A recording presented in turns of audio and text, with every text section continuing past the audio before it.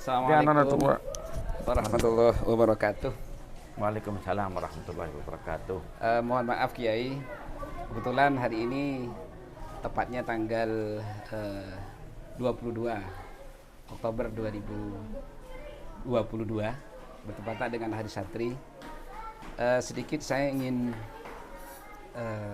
mengetahui tentang apa sih yang dimaksud dengan Hari Santri itu, dan kedepannya bagaimana santri, khususnya santri panjenengan yang saya sendiri selaku santri ingin mohon petunjuk dari panjenengan selaku guru kami.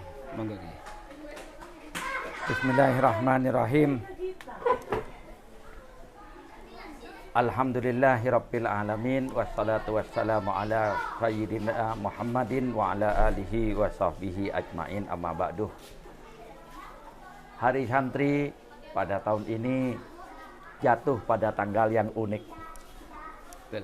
Tahun 2022. Bulannya 10, tanggalnya juga 22. Jadi 22, 10, 22. Kalau mau diteruskan 22, 10, 20, 22. Wah, luar biasa sekali ini. Ada,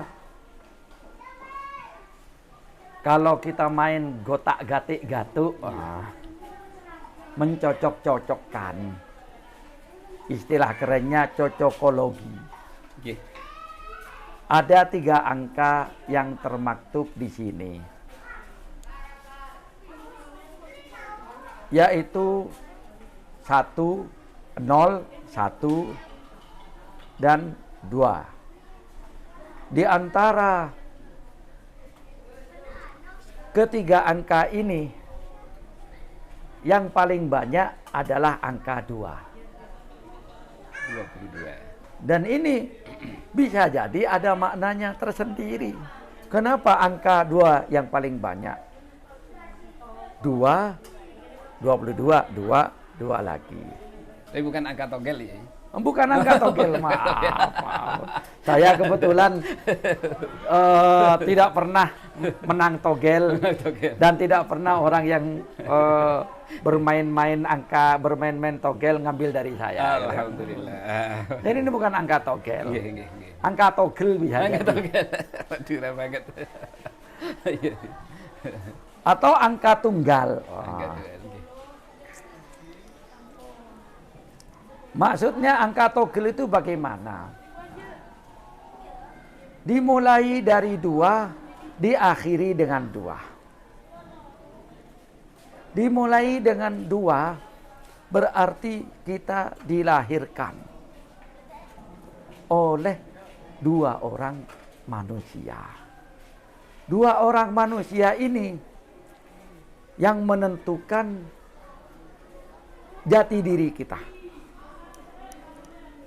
Suku kita, bangsa kita, bahkan agama kita.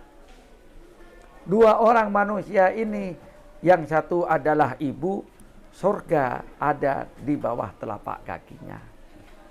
Yang satu lagi adalah ayah, beliau adalah pintunya surga.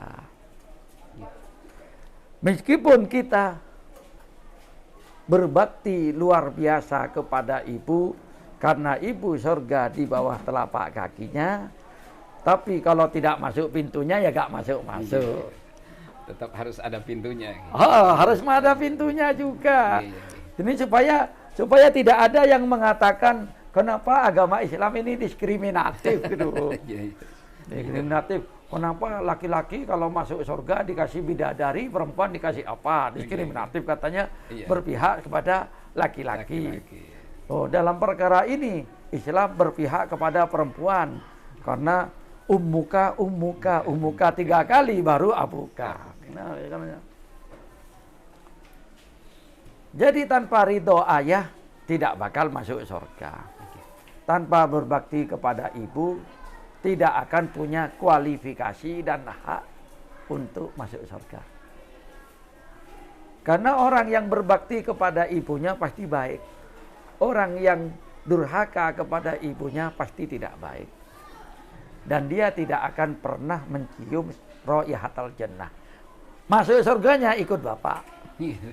Karena Bapak inilah yang menentukan dan memimpin diri kita. Menentukan agama kita, menentukan suku kita, menentukan nasab kita, ini Bapak. Ini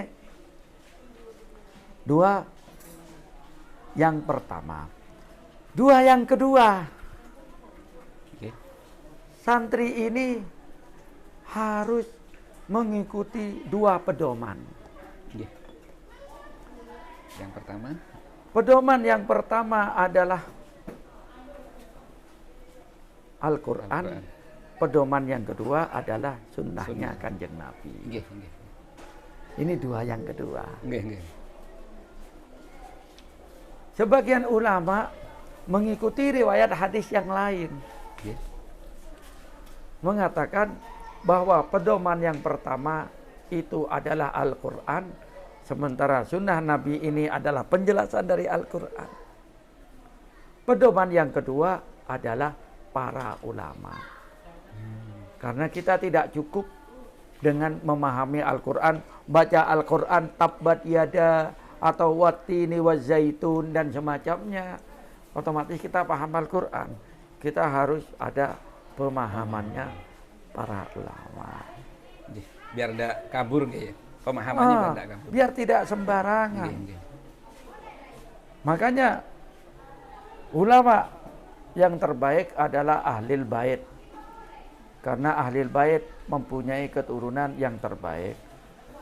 Tapi secara umum al ulama warathatul anbiya. Tanpa itu tidak bisa kita memahami Al-Quran dan hadis sekalipun. Bisa menyesatkan. Membaca Quran terjemahan. Tidak bisa. Ini dua yang kedua. Lalu setelah itu kita punya angka 10. Punya angka 10. Kemudian punya angka 20. Dan di sini ada rahasianya. Kenapa bukan 01 atau 02, tapi 1020. Rahasianya apa? Rahasianya, kalau kita ingin berbuat, maka kita harus memulai dari 1. Bukan mulainya dari 0. Karena 0 sebanyak apapun tetap nilainya 0. Jadi kita harus mulai dari angka 1. Apa angka 1 ini? Ikhlas lillahi ta'ala. Masya Allah. Baru sesudah itu kita tambahkan 0. Sebanyak apapun. Terserah sampean. Sebanyak apapun nolnya akan terus bertambah. Tapi kalau tidak ada ikhlas lillahi ta'ala. Ini makom tauhid. Makom tauhid ini ikhlasul amal lillahi ta'ala. Ikhlasun niyah lillahi ta'ala. Ini makom tauhid angka 1 ini. Kalau tidak ada angka 1 ini, tidak bisa. Dan nol ini tidak ada harganya. Dalam segala hal. Kemudian dari setelah angka 10 ada angka 20. Artinya apa? Kita harus berusaha meningkat lebih baik dari sebelumnya. Kenapa bukan 10 lalu 10 lagi? Kenapa bukan 10 lalu 01, 03 dan seterusnya? Tapi melainkan 10 lalu 20. Berarti ada peningkatan dari harus ada peningkatan dari ke hari ke hari, bulan ke bulan, tahun ke tahun. Mangkana yaumuhu khairan min amsihi fahuwa rabih. Barang siapa yang hari ininya lebih baik dari hari kemarinnya, maka dia orang yang beruntung.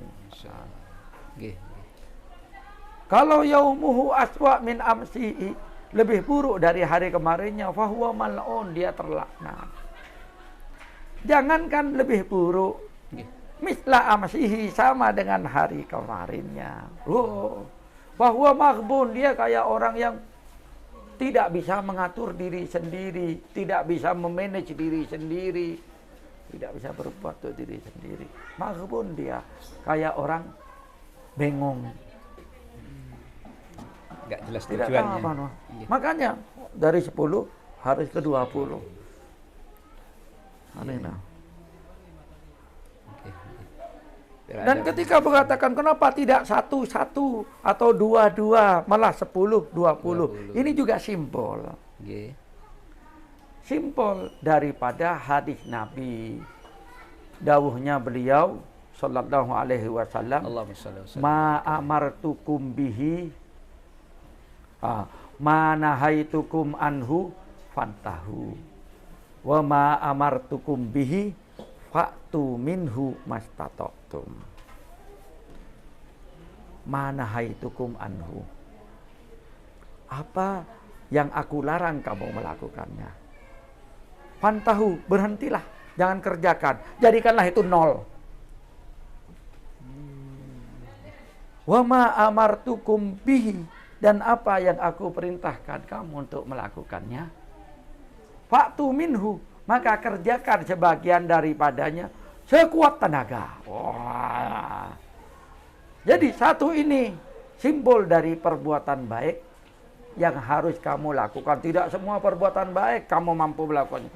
Gak Sesuai ada, kemampuannya, bohong. gitu. Kalau ada orang mengaku melakukan semua perbuatan baik, bohong. Dia tidak akan mampu. Oke. Semua perbuatan baik, dari mulai bangun tidur sampai tidur lagi, gak mungkin mampu. Termasuk meninggalkan sesuatu yang dilarang juga. Tidak Kalau mampu. meninggalkan sesuatu yang dilarang harus total, tidak boleh. Gitu ya. Meninggalkan sesuatu yang dilarang itu total. Jangan mengerjakan, tapi kebaikan itu kerjakan semampunya, sekuat tenaga. Nah, di situ simbol 1 simbol kebaikan, 0 simbol kejahatan. Allah. Keburukan harus 0. Nol. Hidup kita ini kan antara selalu 1, 0. 1 kebaikan, 0 keburukan. Wah, itu. Tapi kalau sudah terlanjur banyak keburukan ya, kan ya susah juga. Nah itu. Ini nanti ada pada tahun selanjutnya. Allah. Setelah itu 20. 2, kenapa 2? Karena kebaikan itu harus selalu bertambah. Harus selalu ada keinginan di hari kita. Secara kuantitatif maupun kualitatif harus selalu bertambah. Nggih, nggih. Sementara keburukannya harus selalu 0. Nah, dalam mencapai 10 dan 20 ini muncul lagi 22 di belakang. Ada apa dengan 22? Ada apa yang di situ? Nih, makin seru ini. Nah, ini pertanyaan Anda tadi. Iya. Kalau sudah terlanjur Nggih, nggih. berbuat kejahatan, berbuat Iya. keburukan, ini Ya kan masalahnya juga semua susah ya. orang. Enggak semudah membalikkan tangan juga. Ayo, gitu. betul, betul. Betul. Jangankan orang biasa, santri aja kesulitan. Iya. Jangankan santri, para kiai saja banyak kesulitan. yang kebingungan. Nah, Kadang di sini. nyaman dengan sesuatu yang Nah, di dilarang. sini Iya. ada pada angka 2 sebelum terakhir. Nggih. Gimana Ah. nih? Semakin penasaran saya. Saya tak minum dulu. Iya, ada. Nyambung, Monggo. nyambung. Ah. Insyaallah. Alhamdulillah. Oke. Allah Subhanahu wa Ta'ala memberikan kepada kita simbol pada angka 2 sebelum terakhir ini, bahwa seorang manusia Nggih. diberi 2 potensi. Potensi kebaikan dan potensi keburukan. Namanya dualisme. Nggih. Dualisme terus-menerus antara keburukan dan kebaikan dalam dirinya. Apa yang disampaikan tadi tentang 10-20 ini indah didengar, Nggih, nggih. indah diinginkan, tapi berat Susah untuk untuk dilaksanakan. dilakukan. Nggih. Kenapa? Karena ada dualisme ini. Nggih, nggih. Dualisme antara kebaikan dan keburukan pada jiwa manusia. Oke. Makanya manusia ini selalu ada tarik menarik. Bahasanya para filosof sekarang ini dialektika. Tarik menarik antara dan ini berlangsung dari mulai sejak dia kecil sampai dia meninggal dunia. Sejak Nabi Adam juga sudah ada. Dari sejak Nabi Adam sampai sekarang dan dari sejak kita lahir sampai kita nanti meninggal dunia. Tidak akan berhenti ini. Makanya ini harus kita sadari. Iya. Harus kita sadari akan hal itu. Maka karena kita selalu hidup di antara dua ini, maka kita hanya punya satu kewajiban, yaitu mujahadah. Masya Allah. Mujahadah inilah yang disimbolkan oleh dua yang terakhir. Karena 22, dua yang pertama ini kebaikan dan keburukan yang selalu berdialektika pada diri kita sendiri.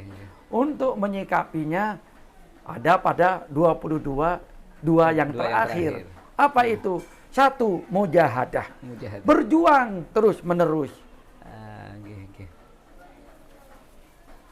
Berjuang terus-menerus agar supaya bagaimana caranya kebaikan itu lebih banyak, lebih dominan daripada keburukannya.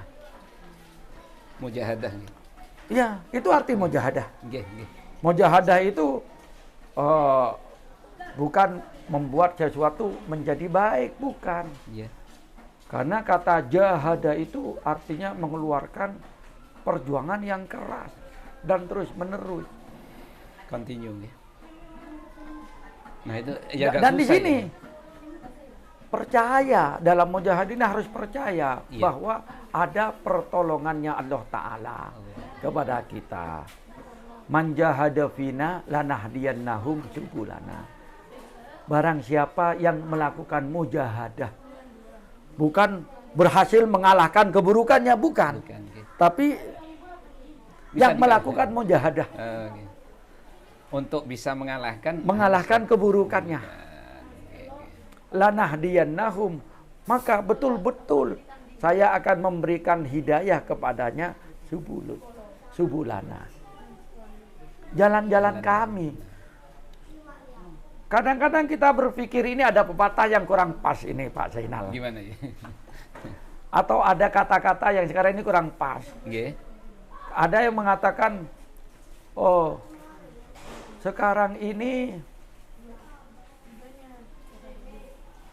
cari yang haram saja sulit, apalagi yang halal. Contohnya Pak Zainal. Ini karena nggak paham kepada ayat tadi lanahdiyannahum subulana.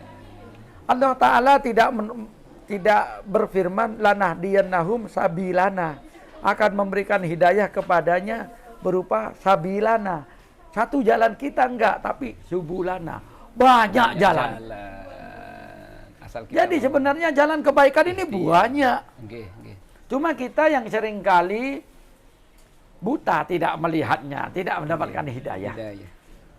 Untuk supaya mata kita terbuka, ada syaratnya, karena ini kan ada syarat dan jawabus syarti dalam ayat Al-Quran ini.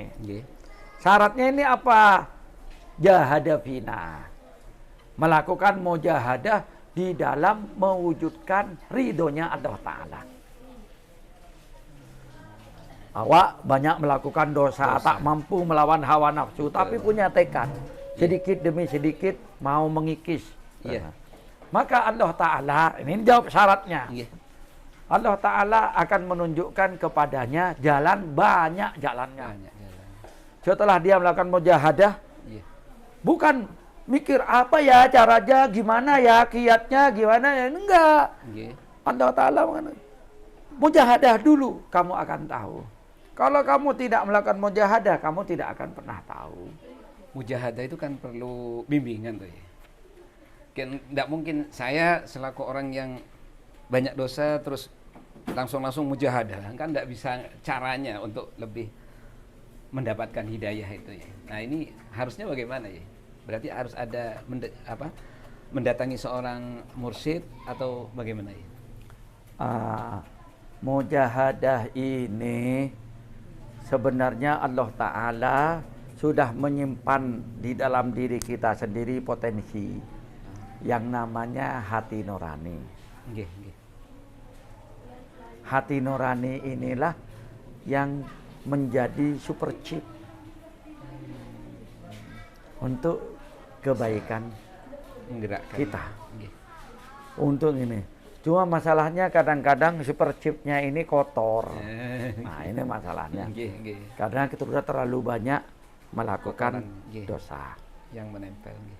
Maka perlu ada tukang sapu yang membersihkan. Allah. Nah ini mungkin disimpulkan adalah seorang guru. Seorang guru ini, nah kadang-kadang dalam masalah seorang guru ini Pak Zainal, Iya, gimana ya? ada salah kirain kalau yang namanya seorang guru itu harus orang yang keramat, harus orang yang sakti, Nggih. atau harus orang yang banyak santrinya, Nggih, nggih. atau banyak pengikutnya, Nggih. atau banyak followernya. Sebetulnya sederhana ya, ya. Ya, tidak 100% salah. Nggih. Orang yang banyak followernya atau punya banyak kelebihan itu ya mungkin bisa memberikan informasi kepada kita. Nggih. Tetapi seorang guru sejati itu adalah guru yang engkau lihat beliau itu istiqomah. Nggih, nggih. Meskipun hidupnya dan gayanya biasa-biasa saja. Berpakaian biasa, tidak terbang di atas langit, tidak berjalan di atas air. Iya. Soalnya lagi ngetren juga deh. Wah, biasa saja gitu kan. Berarti kasus-kasus yang terbaru itu. Dan ini sebenarnya ada dalam kitab-kitab tasawuf. Ya, Dalam kitab-kitab tasawuf, wali yang terbang di atas langit dan berjalan di atas air itu wali anak-anak. Allah. Bukan suatu yang superior ya. Bukan sesuatu yang superior banget. Bisa jadi wali yang mastur, wali yang tidak dikenal oleh orang banyak, justru sangat dikenal di langit dan alam semesta. Subhanallah. Dan ini yang selalu terjadi dalam setiap masa. Yang dikenal dengan nama wali Wali mastur, Mastur. wali yang tertutup, tidak Nggih. terlihat. Nggih, nggih. Hanya para aulia saja yang tahu itu. Maka ini yang dikatakan la ya'riful wali al mastur illal wali. Bukan berarti yang tidak mastur bukan wali. Nggih. Ada yang tidak mastur tapi wali. Paling tidak wali murid. Saya sudah biasa wali murid. Termasuk di sini wali murid. Ya murid, wali murid. Ketahuan, kalau nggak ketahuan gimana sekolah ngirim surat panggilan kalau anaknya bermasalah. Iya. Insyaallah. Jadi Nggih. wali.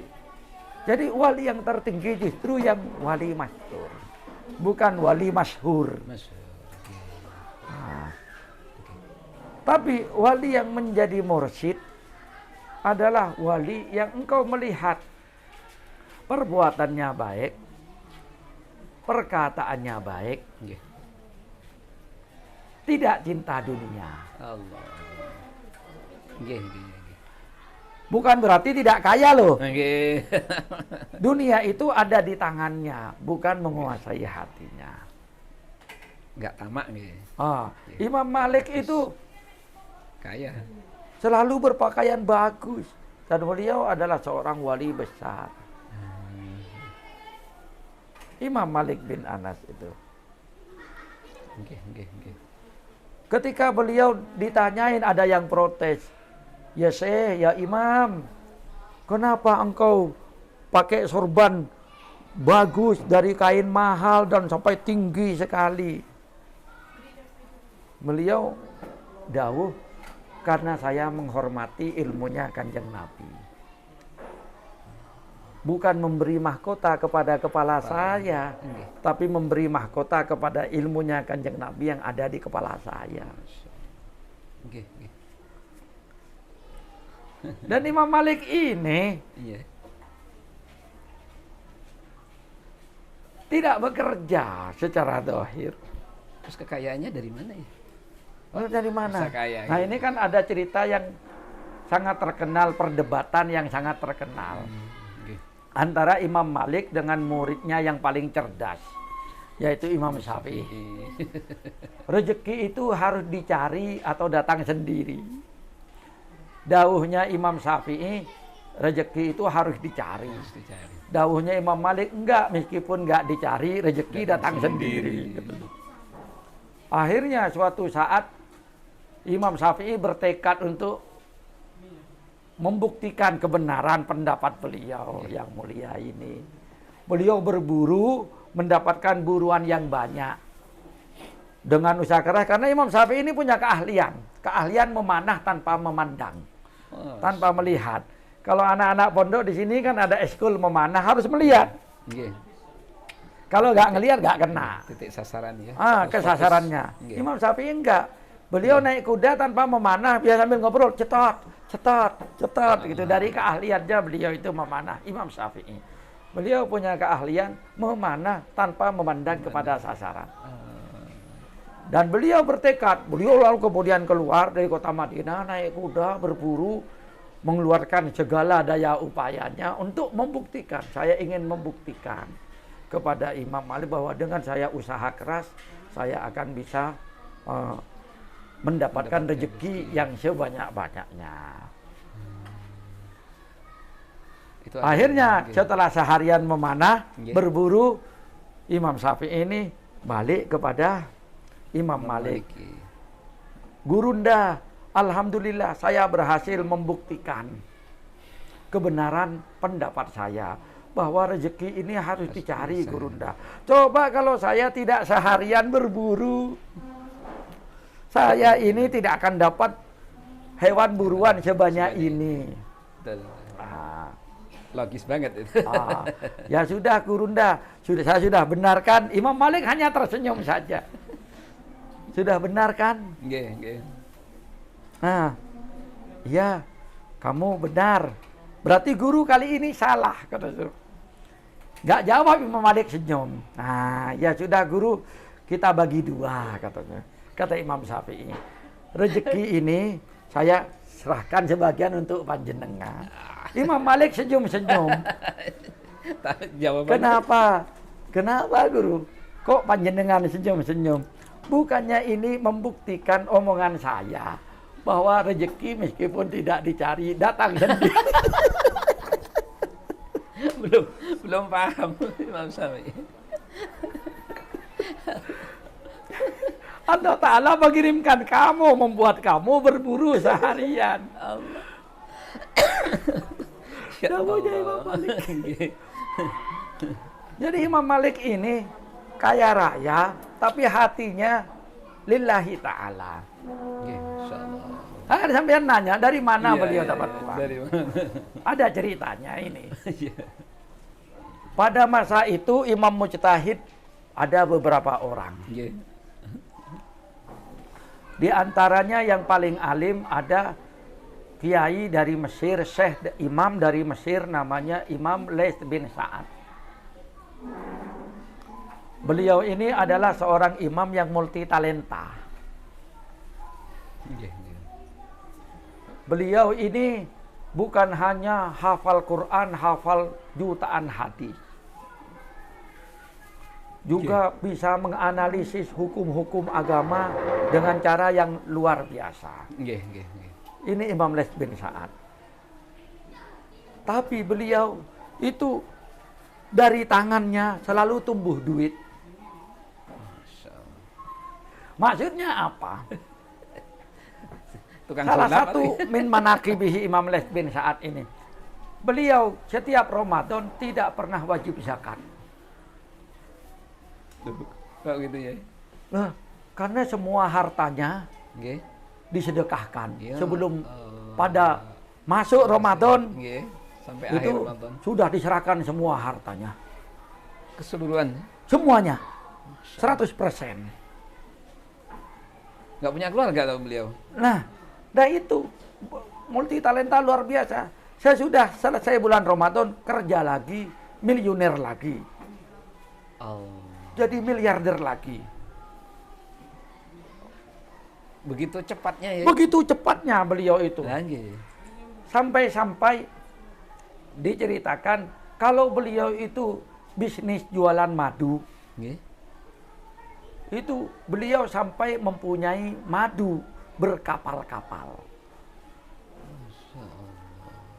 Sampai diceritakan ketika pada suatu hari ada kapal beliau mendarat di sebuah pelabuhan. Nggih. Itu Imam Les bin Sa'ad. Ada seorang nenek tua meminta 1 gelas madu. 1 kodah, Iya. 1 mangkok madu Nggih. kepada Imam Les bin Sa'ad. Imam Les dawuh, kamu pulang saja nek, madunya akan diantarkan sebentar lagi. Akan diantarkan sebentar lagi, lalu nyuruh anggotanya untuk mengantarkan mengikuti nenek nenek itu. Di mana alamatnya. Rumahnya. Nggih. Setelah itu beliau mengambil 1 tong. 1 tong besar Nggih. madu. Bilang kepada anggotanya tadi, angkat ini tong ini ke bahu saya. Beliau sendiri yang ngangkat.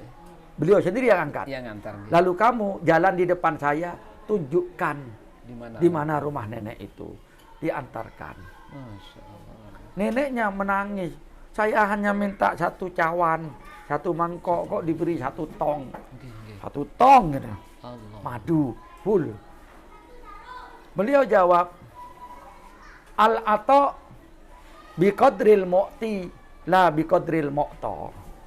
Namanya pemberian itu dianggap pantas dilihat dari ukurannya orang yang memberi, bukan ukurannya orang yang diberi. Nggih. Loh, sampean kalau miliarder bersedekah Mengukur. 10.000 tak pantas. Iya, iya.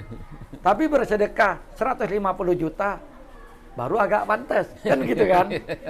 Kalau bersedekah 10.000 gak pantas. Karena biqadril mu'ti. Dilihat dari orang yang memberi kan. Meskipun yang diberi sama. Nggih, nggih. Seorang fakir miskin papa. Nggih. Tapi kalau orang yang biasa saja kelas menengah atau orang miskin bersedekah 10.000, Nggih, nggih. ini banyak. Biqadril mu'ti, kata beliau. Nah itu beliau, Imam Les bin Sa'ad. Jadi Imam Les bin Sa'ad ini suatu hari mempunyai tekad. Pada tahun ini saya mau berhenti berdagang. Saya mau berhenti berdagang, saya akan fokus mengarang kitab. Ngarang kitab, saya fokus ngarang kitab agar supaya madhab saya, kan beliau ini imam mujtahid loh. Allah. Setara dengan Imam Abu Hanifah, Imam Syafi'i, Imam Malik, semuanya itu setara beliau dengan Imam Auza'i, setara beliau. Imam mujtahid mutlak. Mau fokus berhenti berdagang. Dagang madu. Mau berarti. ngarang kitab Nggih. supaya ilmunya tidak hilang. Apa yang terjadi? Imam Les bin Sa'ad ini pada malam itu mimpi dirawuhi oleh Kanjeng Nabi. Kanjeng Nabi dawuh Nggih. kepada Imam Les bin Sa'ad, "Ya Les, al-jamal bi arba la bi khamsah." Namanya unta itu kakinya hanya 4, Nggih. bukan 5 atau apalagi lebih. Nggih, nggih, nggih. Al-jamal itu an-naqa bi arba. Hanya punya 4. Dan kaki unta itu bukan kamu, Les.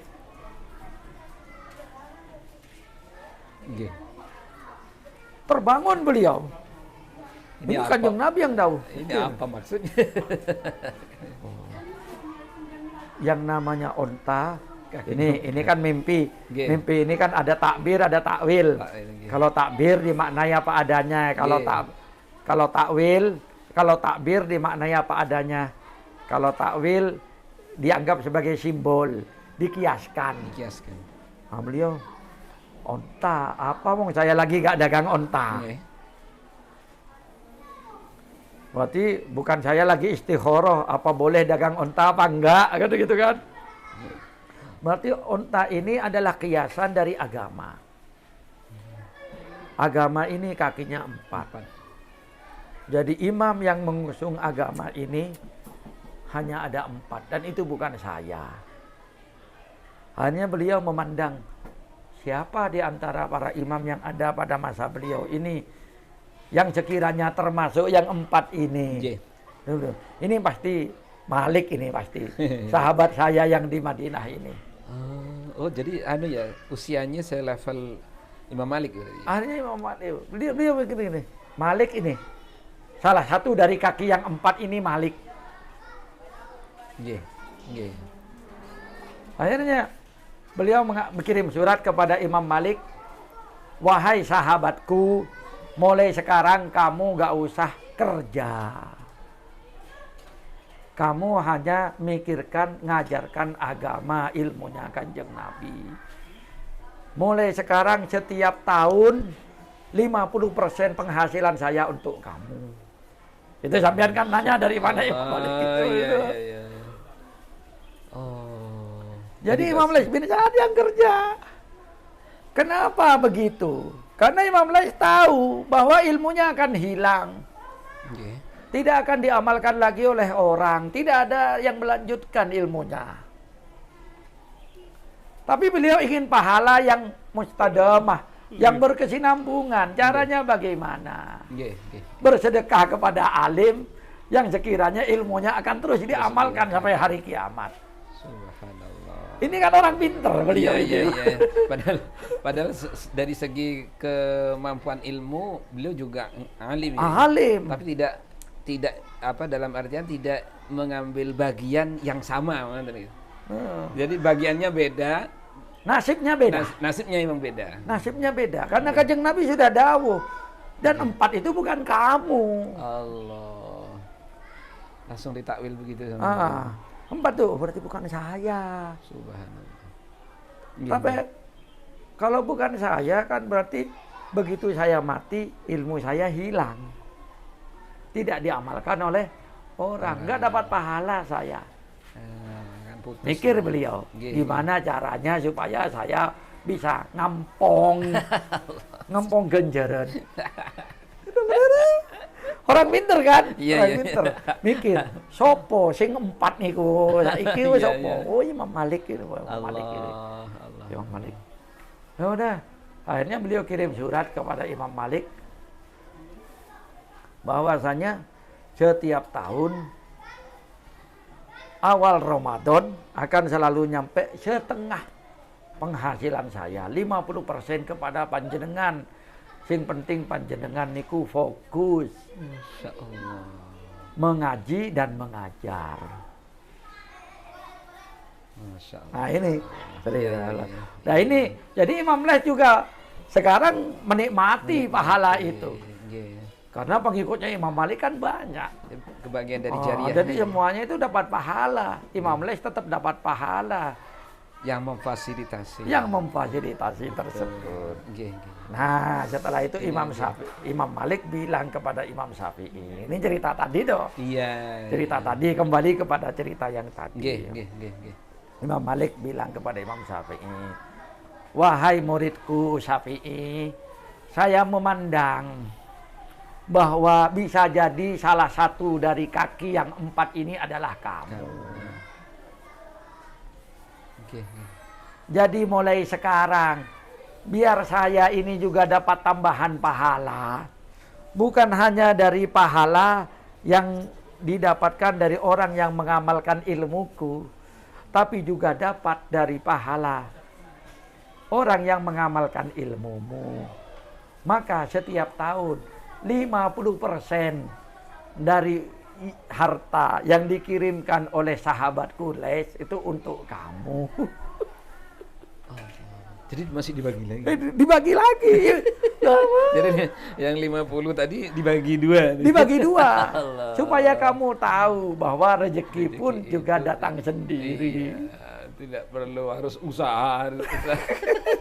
Fokus kamu ngaji, Syafi'i katanya. Itu barokah. Fokus kamu ngaji, fokus kamu itu gak usah kerja. Masya Allah. Yang kerja biarlah orang lain. Waktumu lebih berharga dari itu. Makanya Imam Syafi'i sering mengatakan bahwa waktunya seorang alim lebih berharga dari waktunya orang lain. Imam Syafi'i. Jadi itu Imam Syafi'i. Kan? Jadi Imam Malik bilang, ini pinter juga kan. Wah, jadi Imam Malik ini dapat pahala 2. Dan ini juga menunjukkan bahwasanya harta dan dunia tidak menguasai hatinya Imam Malik. Mau menguasai hatinya kan cerai, bakhil, kikir. Imam Malik gak bakal. Kamu kan murid, saya guru. Ini nyari-nyari sendiri kamu. Cari sendiri kamu. Sesuai dengan pemahamu, silakan. Nah, inilah dia. 2 yang terakhir yaitu mujahadah. Dan yang terakhir itu paling terakhir adalah ridho Allah Ta'ala. Karena ridho Allah Ta'ala itu ada tatengernya pada husnul khotimah. Husnul khotimah itu harus sinkron dengan mujahadah. Maka ini 2 yang terakhir ini selalu. Inilah mungkin makna kita menjadi santri pada tahun ini, pada tanggal 22 bulan 10 tahun 2022. Ya Allah, banyak ilmu atau pengetahuan yang saya dapat ya. Ternyata antara orang yang berilmu dengan orang yang suka beramal itu sangat keterkaitan ya. Alhamdulillah. Sangat keterkaitan. Kadang ada orang yang alim butuh dalam berjuang butuh dana. Nah ini orang yang mungkin yang ambil peran itu adalah orang-orang yang memang punya dunia atau punya kekayaannya. Masya Allah. Semoga kami selaku santri bisa Amin, mengambil pelajaran itu semua dan bisa mengamalkannya. Amin. Barokah doanya monggo ya. Amin. Bismillahirrahmanirrahim. Alhamdulillahirabbil alamin. Amin. Wassalatu wassalamu ala sayyidina Muhammadin wa ala alihi wa sahbihi ajma'in. Amin. Allahumma rabbana taqabbal minna innaka antas samiul alim. Amin. Wa tub alaina innaka antat tawwabur rahim. Amin. Waghfir lana warhamna wahdina wahdi bina bikaramika ya akramal akramin. Allahumma rabbana a'inna ala dzikrika wa syukrika wa husni ibadatika ya karim.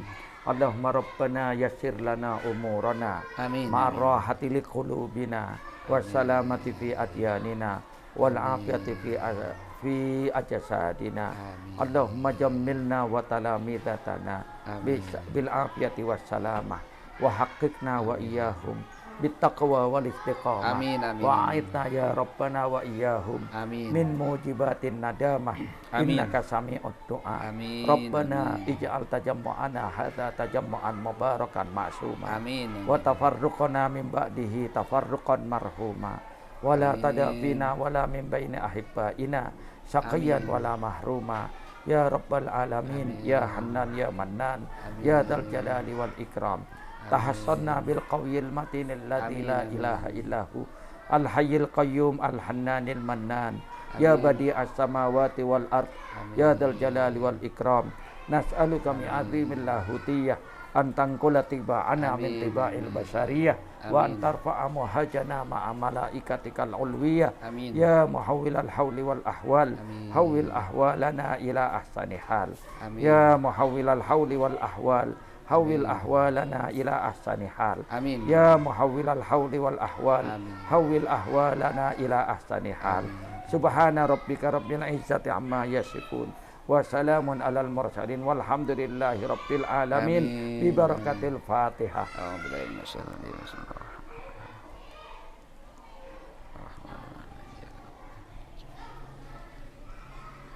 Terima kasih Yai, barokah ilmunya. Amin, amin, barokah amin, amin. Apa yang kami dapat, Amin. semoga ke depan para santri semakin memahami Amin.